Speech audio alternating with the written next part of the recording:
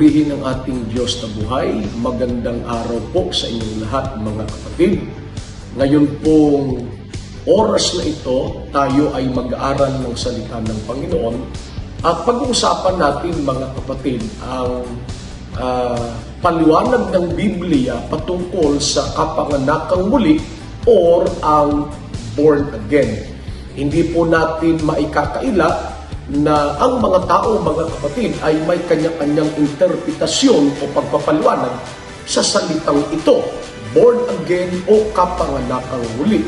Ngunit, hindi po ang interpretasyon o paniniwala ng sino mang tao ang dapat nating pagkasaligan, kundi yung sinasabi, mga kapatid, ng Biblia. Sinasabi sa aklat ng 1, Kapitulo 3, versikulo 3, sumagot si Jesus at sa kanya'y sinabi, katotohanan sinasabi ko sa iyo, maliban na ang tao'y ipanganak muli, ay hindi siya makakakita ng kaharian ng Diyos. So napakahalaga na maunawaan at maintindihan natin, mga kapatid, ang tunay na kahulugan ng kapanganakang muli or born again.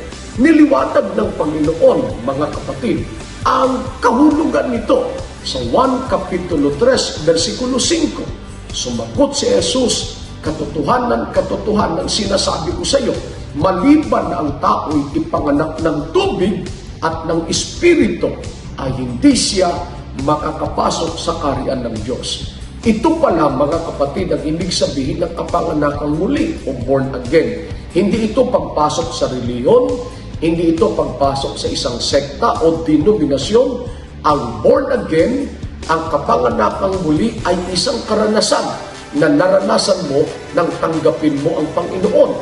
Ikaw ay nabautismuhan sa tubig at ikaw ay nakatanggap ng Espiritu Santo.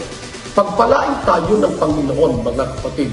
Sa mga susunod nating pag-aaral, pag-uusapan natin paano tanggapin ng tao ang Espiritu ng Panginoong Diyos. Naway na pagpala ka sa mga araling ito. Purihin ang Diyos. Maaari po kayong magtanong, mga kapatid, sapagkat walang tanong na di walang sagot sa Biblia, pagkat ang salita niya ay katotohanan.